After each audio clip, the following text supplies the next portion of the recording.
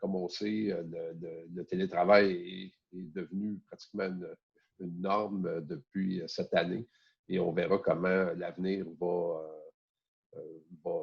faire en sorte que ça va être maintenu ou changé. Mais je trouvais intéressant d'entendre l'histoire de différentes entreprises et comment ils ont pu s'ajuster à ce changement-là drastique qui s'est passé en mars dernier. Sans plus tarder, je vais commencer avec Catherine. Je vais te laisser te présenter puis présenter ton organisation et comment vous avez vécu ça chez Domersmont. Merci beaucoup, Robert. Merci de l'invitation également. Ça me fait plaisir d'être ici aujourd'hui. Donc, Catherine Dubois, je suis la directrice principale des ressources humaines chez Demers Bond. Demers Bond, on est un cabinet comptable, 225 personnes. On a connu une croissance fulgurante les dernières années. Donc, 225 personnes, essentiellement, évidemment, des gens dans le service conseil et comptable. Donc, on offre des services certification, fiscalité, impartition comptable, jury comptabilité, insolvabilité. Donc, vraiment, là, comme je dis toujours, un tout inclus, un club med au niveau là, pour les entrepreneurs dans le milieu des affaires. Donc, on est en fait depuis 40 ans là, actifs. On a 3 places d'affaires. Donc, on est à Montréal, Centre-Ville, Laval et Brossard. Donc, voilà un petit peu là, pour qui je suis et tout. Donc, nous, en fait, en mars, évidemment, ça a été comme un peu tout le monde, là, un peu l'effet d'une bombe, ces nouvelles-là. Cependant, on avait déjà une politique de télétravail. Donc, c'est quelque chose qu'on vivait déjà par le passé, peut-être pas aussi intensive, mais c'est quelque chose qu'on avait. Donc, tout au niveau des outils technologiques, tout le monde pouvait le pratiquer, même les adjointes administratives. Il y a peut-être certains postes qui s'y prêtent moins. Là, on pense d'emblée là, à la réceptionniste, certaines adjointes avec des postes un peu plus spéciaux, les comptes recevables, payables, mais dans l'ensemble, tout le monde était organisé pour faire du télétravail. Donc, c'est plus que, bon, ça a été un petit peu au niveau, par exemple, des deuxièmes écrans, un peu de l'équipement informatique qu'il a fallu un petit peu s'ajuster pour être encore plus performant à la maison. Parce que des fois, bon, une journée de télétravail par-ci, par-là, des fois, on n'a pas besoin d'apporter le scanner et comme tous ces outils-là. Mais dans l'ensemble, les gens étaient quand même, on pourra en parler un petit peu plus tard avec les autres questions, mais les gens étaient quand même outillés pour offrir une prestation de travail là, productive et efficace à la maison avec les cellulaires notamment et tout. Donc oui, ça a été un choc. Par contre, on a vite réagi et on était outillés pour ça. Excellent. Daniel? Merci, Daniel Valdette, président de Conseil 2.0. Nous, on est une firme conseil qui œuvre principalement en approvisionnement logistique, dans le milieu de la construction, entre autres, mais dans d'autres milieux aussi. Notre côté, ça a été une bombe. Ça a été définitivement une bombe, malgré que l'entreprise c'était déjà pour faire du télétravail. Ce qui était difficile, c'est de la coupure avec les clients. Donc, on ne peut plus aller chez nos clients, on ne peut plus faire des interventions sur site. Donc, quand on fait une implantation de technologie, Robert, je pense que tu es au courant, faire du mapping de processus à distance, ce n'est pas nécessairement évident. On a su se réinventer, on a su être résilient par rapport à ça, puis travailler avec nos clients à définir de nouvelles façons de faire. Puis on a passé à travers de façon assez impressionnante, mais ça a demandé énormément de réadaptation de nos choses. Malgré que l'entreprise SCT pour en télétravail, on n'avait pas nécessairement adapté notre mode de fonctionnement comme ça. Tout le monde venait au bureau tous les jours. Puis là, finalement, on est tombé dans le télétravail. Donc, je dirais, le challenge est de gérer la performance. On en parlera. Bon, Jean a disparu. Est-ce que Jean... Désolé, voilà, Jean. j'avais une petite logistique. Bonjour, Jean Turgeon, président du groupe Genaco. Merci, Robert, de m'avoir invité à ce panel. Nous, on est une firme en mécanique du bâtiment, essentiellement de la construction neuve, commerciale, industrielle et résidentielle lourde. 132 employés, 32 employés de bureau. Donc, lorsque la pandémie, le 23 mars, si je me souviens bien, quelques jours avant, on avait quand même mis en place une gestion de crise. Puis on se croisait les doigts pour que la construction ferme, mais effectivement, la construction a fermé. Et on a envoyé du jour au lendemain tout notre staff de bureau, mis à part les gens de l'entrepôt, parce qu'on était rapidement mis en service essentiel. en télétravail. On était pas mal tout équipés pour être en télétravail, puis les gens ont tous bien répondu. C'est que rapidement, on a mis notre comité de crise se réunissait tous les jours en fin de journée et chacun des directeurs faisait un suivi avec leur équipe respective. Ça s'est quand même bien passé.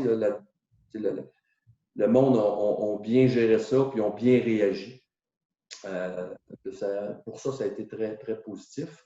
Naturellement, l'année d'avant, ma directrice ressources humaines avait commencé à me parler de télétravail, puis j'étais pas ouvert à ça. Puis j'étais très craintif à l'idée d'entrer en télétravail. Là, naturellement, c'est tous les KPI, puis ça, il faut mettre en place. C'est sûr que ça a bousculé notre façon de faire, mais par contre, ça s'est très, très bien passé dans ce cas-là. Je vais en profiter quand même de me présenter. Robert Meunier, président de Maestro Technologies. On offre des systèmes de gestion de projet pour les compagnies de construction. Nous, on est une organisation de 90 personnes avec environ 80 à notre bureau de Varennes. De notre côté, c'était pas vraiment une politique de télétravail, c'était plus une politique d'équilibre travail-famille où on offrait beaucoup de liberté aux gens de travailler de la maison certaines journées dans la semaine s'il y avait des besoins particuliers. Des fois, ça pouvait être un congé scolaire. Fait qu'on avait commencé 2-3 ans avant à migrer vers des ordinateurs portables, tout le monde. On avait peut-être 2/3 de l'organisation de fait, de façon à ce que les gens puissent facilement apporter leur ordinateur à la maison du soir puis travailler de la maison au lieu d'avoir 2 ordinateurs ou de se connecter de la maison. Donc, on avait commencé ça. Fait que ça a facilité de finalement envoyer tout le monde en télétravail. Ceux qui n'avaient pas de laptop, on leur a permis d'amener leur équipement. Fait qu'ils ont pris tout leur ordinateur, leur écran et ont amené ça aussi à la maison. Le défi, je dirais, c'est plus au niveau de l'environnement de travail.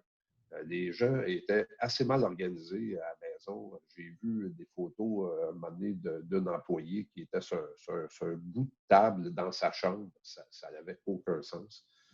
Et là, j'avais envoyé une communication à tout le monde en disant vous devez vous organiser à la maison pour être avec les mêmes normes d'équipement que vous avez au travail. S'il faut, venez chercher une table au bureau, venez chercher votre chaise de travail, amenez vos écrans, claviers, mais assurez-vous d'être organisé de façon d'avoir un travail sécuritaire à la maison.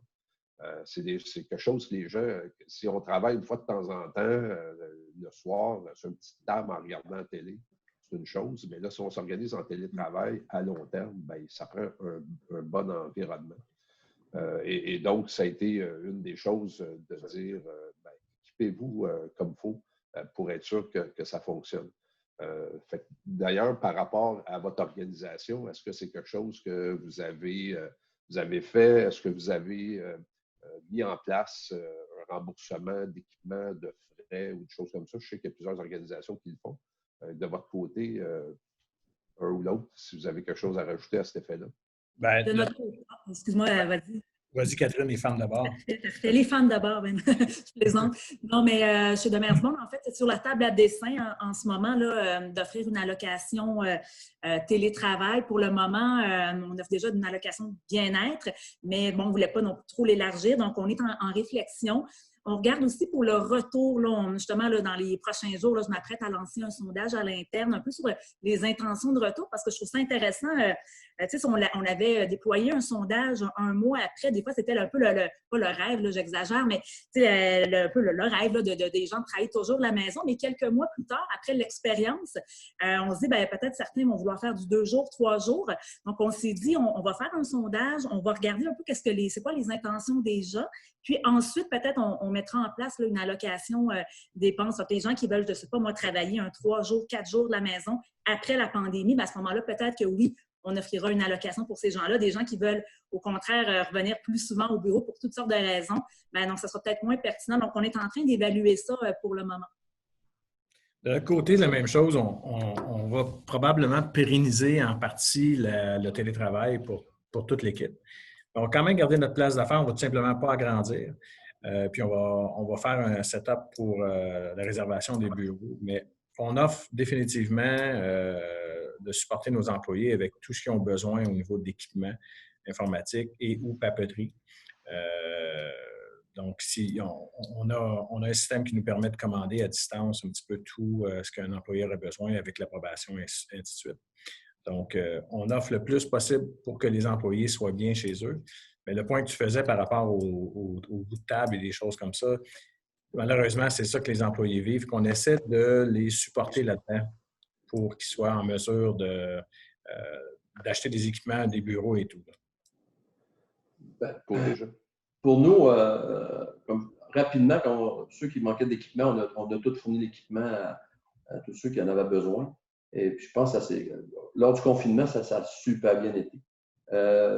Comme Catherine, moi j'ai fait 2 sondages. J'ai fait un sondage vers la fin de la pandémie. On a fait un sondage, on a fait un Zoom avec tous les employés. On était à 85 à venir avec des psychologues industriels pour voir un peu, tenter le pouls des gens, comment que les gens vivaient ça.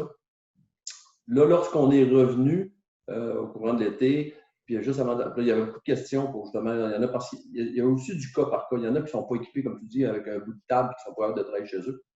C'est qu'eux autres nous ont carrément demandé de revenir rapidement au bureau parce qu'ils ne pouvaient tout simplement pas être efficaces chez eux. Il y en a d'autres qu'eux autres, ils l'étaient. On a refait un sondage, nous, pour voir un peu justement l'avenir du télétravail, où ça s'en allait. C'était quoi les besoins de tous et chacun, comment ils voyaient ça. Et puis, on a adapté une cellule. Suite à ça, juste à la fin du travail, on a adapté des cellules de télétravail au bureau à 2, 3 jours semaine.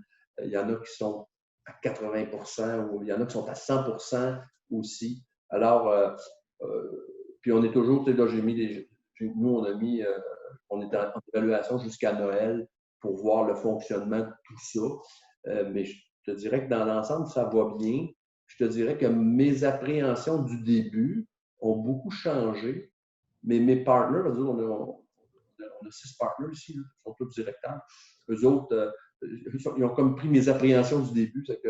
C'est que tout le monde a réajusté un peu leur vision, mais on est là-dedans, puis on s'attend à ce que ça soit ça dans l'avenir. Oui, t'interromps. Et quelles étaient tes appréhensions du début, justement? Moi, c'est tout le côté engagement. Le côté engagement, là, la culture d'entreprise, que lorsque tu es en télétravail, nous autres, on est du monde, on fait beaucoup de rassemblements. Des fois par mois, on fait un dîner communautaire, là, où 2 employés font à manger pour tous les autres employés. C'est qu'on fait beaucoup de rassemblements comme ça. Puis, le fait de te promener dans les bureaux, d'arrêter dans un cadre de porte, de parler avec un collègue ou lui poser une question, toute cette façon de faire, tu l'as plus. La mobilisation, l'engagement, effectivement. Là, je ne dis pas que ça ne l'est pas, mais ça, c'est mon gros bémol. Parce que pendant la pandémie, tout le monde était sur l'adrénaline. Tout le monde était en état d'urgence. Puis un être humain en état d'urgence, habituellement, va répondre. Mais lorsque ça devient la norme, c'est pas fait pour tout le monde. Mais par contre, ça a du bien, ça a beaucoup de bien. Moi, j'ai des chargés de projet, des directeurs qui doivent partir, aller dans des réunions. À Laval, on est à Rive-Sud. C'est que là, ils ne vont plus à Laval. C'est qu'ils sont beaucoup plus efficaces en faisant ça en télétravail. C'est qu'il y a des choses qu'on a réalisées, qu'il y a des bienfaits.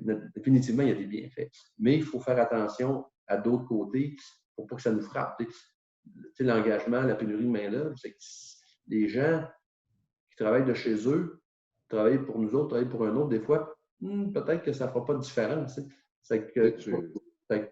Tu m'amènes à une des questions que moi, je trouve qui affecte le plus les organisations, c'est justement la culture d'entreprise. C'est un peu ça que tu fais référence. Ben oui. Et je pense que dans nos organisations, on met beaucoup d'emphase de la culture autour de nos installations, de nos bureaux, de nos activités, appelons ça sociales, d'employés. Tu as parlé un peu de lunch communautaire. Nous, on a des les vendredis muffins qu'on faisait. Tous les vendredis matins, on a toutes sortes de viennoiseries, puis de fruits, puis tous les gens se rassemblent pour cette activité-là. Et là, du jour au lendemain, tous ces éléments-là ont disparu. Ce qui fait que, de mon point de vue, tous les éléments qu'on associait à la promotion de notre culture d'entreprise sont disparus du jour au lendemain. Puis, on a tenté de remplacer ça par appelons ça des petites fêtes Teams ou Skype. Ouais. Personnellement, c'est un échec. Personnellement, j'ai eu ça pour mourir, ces affaires-là. Des 5 à 7 virtuels, je trouve ça totalement inutile. Bon, ben ça, c'est moi. Peut-être pas tout le monde va être d'accord, mais par rapport à vos organisations, vous voyez ça comment? Si je veux renchérir là-dessus, excusez. Là. Nous, quand on a fait un rassemblement, j'ai dit, dans la pandémie, mettons, après 5-6 semaines, puis on fait ça un samedi matin, avant midi. C'était déjà prévu. Puis je dirais que les gens ont à 85 sur 100, parce que là, on est 132, on était beaucoup moins parce qu'on était 107. Nous autres, on a engagé du monde depuis le retour. C'est impressionnant. Mais les gens ont participé beaucoup, puis ils ont beaucoup aimé ça. C'est que je pense qu'il y a des façons, c'est sûr, différentes, tu peux peut-être pas faire ça tous les semaines, mais il y a des façons qu'on n'aura pas le choix d'adapter à faire. C'est sûr que le côté humain, la relation humaine, en tout cas, je pense que tout le monde le sait, il n'y a rien de mieux. Mais on n'a pas le choix d'adapter pour garder l'esprit d'équipe, la communauté, l'ADN de chacun des entreprises, la culture. Mais ça va être difficile. Puis ça, c'est sûr qu'il faut se réinventer, on n'a pas le choix. Je suis d'accord avec toi, Jean. De notre côté, nous, je pense que l'élément fédérateur est le bureau. Donc, les gens qui viennent au bureau une fois de temps en temps se voir. Par contre, on essaie, dans la façon de faire qu'on essaie de redéfinir, on essaie d'avoir une rencontre par semaine, toute l'équipe ensemble, à ne pas parler de business, juste ventiler. Puis c'est la règle. On ne parle pas de business. Tout le monde, c'est une façon qu'on a trouvé de s'assurer que notre partner ou que notre chum de travail, de son côté, tout va bien. Parce que c'est pas évident. De choses personnelles, tu veux dire, d'activités que vous faites, famille. Exactement. Parce que j'ai des employés que les épouses sont dans le réseau de la santé, sont, comme on pourrait dire, à côté solide, sont pognés avec la marmaille à la maison. Ils essaient de faire du mieux qu'ils peuvent entre le travail, le mix travail, enfants et support à la conjointe. C'est pas évident. Puis il faut les supporter là-dedans, mais il faut qu'il y ait une place pour ventiler ces gens-là parce qu'ils sont pognés dans la maison. Fait que c'est par ça qu'on réussit. Là, on est en train de mettre une série de mesures, peut-être des dîners virtuels avec des cartes Uber Eats ou des choses comme ça pour essayer justement de créer un certain momentum virtuel qui n'est pas plaisant, qui est pas. Je suis d'accord avec toi, Robert. C'est pas le fun, là, mais je veux dire, c'est la seule chose qu'on peut faire pour l'instant. Même son excuse-moi, Daniel. Même son cloche, en fait, chez Demersbon, on est reconnu dans le marché pour notre culture atypique, donc tellement difficile de la faire vivre virtuellement. Donc, un 5 à 7 n'attendait pas un autre 5 à 7. Chez nous, la moyenne d'âge, c'est à peu près 35-36 ans. Donc, les gens aiment sortir, aiment se côtoyer. Donc, c'est ça manque beaucoup en ce moment. Donc, on a fait plusieurs initiatives, finalement, des happy hours. Des fois, ça peut être des boîtes à lunch qui arrivent. Ça peut être... Mais la clé du succès, moi, je pense, dans tout ça, c'est la gestion de proximité. Donc, vraiment s'assurer que chacun ait un contact. Pas d'être cyber envahissant. Il faut faire attention de ne pas tomber de l'autre côté, mais avoir un contact au moins hebdomadaire avec chacun. Moi aussi, aux ressources humaines, j'ai appelé, je me suis emmenée d'animateur comme d'appeler pratiquement tout le monde, jaser de tout et de rien. Comment ça va? Donc, je pense que c'est vraiment la clé. C'est vraiment la gestion de pratiquer une gestion de proximité avec nos gens qui se sentent, dans le fond, écoutés, qui sentent qu'on est là sans être envahissant, mais sentir notre présence. Puis, je pense aussi que les gens sont compréhensifs. Hein, ils savent bien. Moi, j'ai fait beaucoup d'embauches malgré le contexte dans les dernières semaines, derniers mois. Puis, les gens, ils comprennent que, bon, les festivités, c'est peut-être mis un peu sur le frein en ce moment. Donc, je pense que les gens sont compréhensifs, mais il faut quand même, si jamais ça s'étire dans l'année encore 2021, on est encore dans le même contexte, je pense qu'il va vraiment falloir se réinventer, là, effectivement. par rapport à Jean, un des points que tu mentionnais, c'est vous avez un agenda varié d'une personne à l'autre. Puis ça me fait penser que moi, j'ai des employés, par exemple, j'en ai une qui s'occupe de ses parents âgés qui ne sont pas en santé, fait qu'elle refuse de venir au bureau. J'ai des gens là, que je n'ai pas vus depuis le mois de mars et d'autres que pour différentes raisons, ils sont mal équipés. J'en ai une qui n'a pas d'Internet à la maison, fait qu'elle vient travailler ici tous les jours. Fait que j'ai comme des extrêmes. Tu sais. Fait que vous avez pris en compte la situation de chacun et vous avez organisé un horaire qui respecte le 25 de capacité en même temps que les besoins de chacun? Oui, effectivement. On n'a pas eu le choix de s'adapter. Parce qu'il y a, comme je dis, 80-20. C'est que oui, 80 du monde, ils ont moins de restrictions à la maison parce qu'ils ont des parents, parce qu'ils ont des enfants. Le côté hybride d'école, même là, ça vient de changer aussi parce qu'il y en a qui disent bon, ma fille est à la maison, je voudrais rester à la maison pendant qu'elle est là. C'est que Isabelle, mon épouse, qui est VP Finance ici, on vit ça nous-mêmes. C'est que là, on est s'adapté avec ma fille de secondaire 4, mais là, ma fille de secondaire 3, semaine prochaine, va rentrer aussi une journée sur 2. Je ne sais pas si elle va avoir le même horaire que ma fille de secondaire 4. On va s'adapter. Fait que oui, on s'est adapté, mais je te dirais que ça va bien.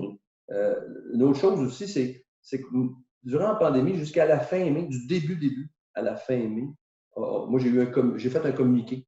J'ai discuté avec mon équipe toute la semaine parce que pour avoir du contenu, mais j'ai tenu à communiquer à mes employés tout ce qui se passait, la vision, tout ce qui arrivait, parce qu'il y a beaucoup de monde qui ne voulait pas rester dans le néant. Puis ça, je pense que ça a beaucoup été apprécié. Parce qu'à un moment donné, je suis tombé à 2 fois par mois, puis là, il y a eu les vacances d'été passé l'été. Puis là, à un moment donné, il y a des gens qui ont dit nous autres, on attend le vendredi, le comité est à 6 heures. À 6 heures le vendredi, il attendait le communiqué, puis le moment donné, il n'est pas venu. J'ai remis ça, mais une fois par mois, parce que c'est sûr que tout le monde retravaille. Mais dans le fond, l'idée de ça, c'est la communication. Puis ça, c'est pandémie ou non, là, ça prend une bonne communication avec ton monde. Ça, je pense que c'est très, très, très important. C'est pareil chez nous. C'est pareil chez nous. Je pense que la communication, c'est l'élément important. En tant qu'entrepreneur, d'être capable de passer un petit peu nos craintes, de faire comprendre aux gens c'est quoi nos craintes. Parce que je ne veux pas, avec la pandémie, avec l'isolement ou en tout cas le télétravail, vient aussi la responsabilité de l'employé de performer à la hauteur de ce qu'il peut. Puis d'être capable de combattre un petit peu nos craintes qu'on a par rapport à sa performance, puis d'expliquer. Donc, pour nous, c'est hyper important, pour moi en tout cas. Puis, tout ça vient par la communication, puis c'est super important. Je suis d'accord avec toi, Jean, là-dessus. D'accord, évidemment, aussi. Ouais. Peut-être pour conclure, comment vous voyez l'avenir? Comment le télétravail va affecter vos façons de faire, la mesure de votre performance, la culture d'entreprise? Est-ce que vous avez, bon, on a entendu parler, certains vous faites des sondages et tout ça, mais comme gestionnaire, est-ce que vous êtes persuadé que le télétravail va devenir la norme du futur? Écoute, de mon côté, je dirais que probablement. Moi, ce qui m'inquiète le plus, c'est la santé psychologique des gens chez nous.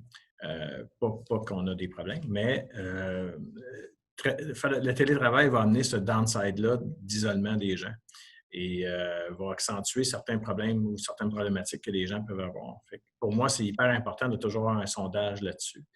Est-ce que c'est permanent? Est-ce que ça va changer notre façon de faire? Définitivement.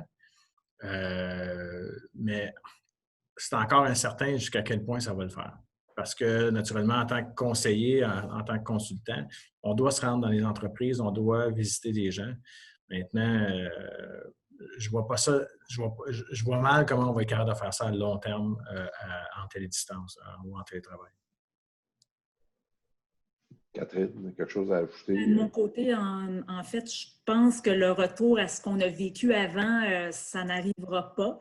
Je crois que certaines personnes vont vouloir goûter aux joies du télétravail. Il y a des côtés sombres aussi, mais je pense qu'il va y avoir beaucoup plus de demandes pour télétravailler, peut-être 2-3 jours semaine versus avant, peut-être jamais ou une fois, comme on l'a vécu chez Demersbourg.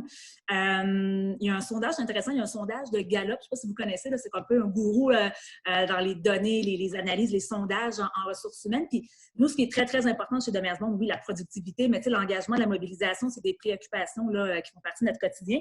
Et il mentionnait qu'à partir de, je pense, c'est 4 jours et plus, donc 4 et 5 jours de télétravail, à la longue, là, un collaborateur son sentiment d'appartenance commence à s'effriter.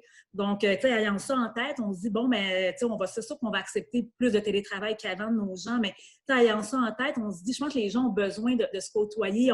Ensemble, on est meilleurs, donc on a besoin de contact humain, physique. Là, donc, je pense que oui, il y a des choses qui vont changer, mais je pense que travailler tout le temps de la maison, je ne pense pas que c'est la solution à long terme. Donc, je pense que ça va être un heureux mélange de tout ça. Écoute, l'avenir le dira, mais nous, on est prêts à s'adapter aux besoins de nos collaborateurs, ça, c'est sûr. Et nos clients, évidemment. Nos clients, c'est quand même important, donc il faut aussi être là pour eux. Là, mais en télétravail, je pense que c'est quand même possible dans notre domaine d'affaires.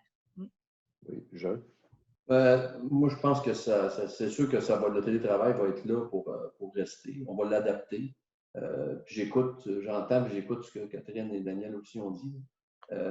C'est sûr que nous, le 2 jours semaine, 2 jours, viennent travailler une journée ou 2, puis on adapte selon du cas par cas. Là, mais c'est sûr que du 100% en télétravail, j'en ai un qui fait ça. C'est un vieil employé, puis lui, ça fait son affaire, puis je le comprends. La seule chose que j'ai demandé, j'ai dit, moi, je veux te voir au bureau une fois par mois. J'ai besoin d'avoir une interaction avec toi une fois par mois. Là, je le vois en Zoom régulièrement. Je veux te voir en personne dans la salle de réunion, ta distanciation. Là, puis il vient une fois par mois. Pour moi, ça, c'est important. Mais c'est sûr que on va s'adapter. En même temps, il va peut-être avoir des avantages, parce que dans le passé, j'ai probablement perdu du monde aussi qui voulait pas tellement travailler en télétravail, mais d'avoir un horaire flexible à cause des familles, à cause des enfants. Fait que là, ça amène aussi une autre dynamique d'acceptabilité, peut-être pour un gestionnaire comme moi, mais en même temps, ça va peut-être être bénéfique pour aller chercher aussi une certaine main-d'œuvre. Une main-d'œuvre des fois plus éloignée aussi. Hein. Une main-d'œuvre qui venir au bureau tous les jours. Nous, on est sur la Rive-Sud. La personne qui est, je ne sais pas, moi, qui est à Huntsic, par exemple, ça ne tentera peut-être pas de venir travailler tous les jours à Saint-Hubert, mais si elle vient une fois par semaine ou 2 jours, il y a sûrement des avantages. On reste à l'affût, on regarde ce qui se fait à l'extérieur, on regarde ce qui se fait autour de nous, mais je pense que ça va être définitivement être en place pour nous. Mais nous, en même temps, si je me compare à Daniel et Catherine, moi, sur 130, j'ai 32 employés de bureau. C'est que mes gens de chantier ne changeront jamais. Ils vont aller sur les chantiers. Puis, à part de dire que vous ne venez pas au bureau à moins vraiment d'avoir besoin, eux, ça ne changera pas. Est-ce que c'est dans une grosse équipe de 200 personnes? Mais en même temps, tu regardes, Microsoft a offert à leurs employés la possibilité de travailler uniquement de chez eux. Il faut qu'ils acceptent de perdre un endroit, une place de travail chez Microsoft. J'ai vu ça à quelque part dans le ça va être quoi? Il y en a qui vont dire, OK, nous autres, on a toujours rêvé d'aller rester en Estrie, mais qu'on ne peut pas. Mais là, on aller rester en Estrie, on va descendre une fois par semaine au bureau. C'est sûr que ça va changer. Il y a le monde qu'on connaissait avant la pandémie, je suis convaincu que là, ça va être complètement différent. Puis là, il faut juste... On s'en doutait parce qu'il en parlait de plus en plus, sauf qu'au lieu de se faire sur 5 ans, 10 ans, ça va se faire en 2-3 ans. Ça va faire... On réagisse là. Il y a plein de réflexions intéressantes. Je pense même à la rémunération. Je ne sais pas si vous en avez déjà entendu parler, mais un temps, on disait travailler au centre-ville. On disait chaque pont vaut 10 000. Hein? Je ne sais pas si vous avez déjà entendu ça. Donc, travailler au centre-ville, les gens s'attendaient à un salaire un peu plus élevé que travailler, je ne sais pas moi, à Sainte-Thérèse ou un peu plus loin. Donc là, il y a tout ça qui vient de tomber un peu aussi. Si on dit aux gens, mais vous pouvez travailler 3 à 4 jours à la maison. Donc, il y a toutes ces données-là aussi à réfléchir. C'est bon. Merci tout le monde. Ça a été super agréable et j'espère que les gens vont apprécier les échanges qu'on a eus. Merci. Merci Robert. Catherine. Merci Robert. Merci.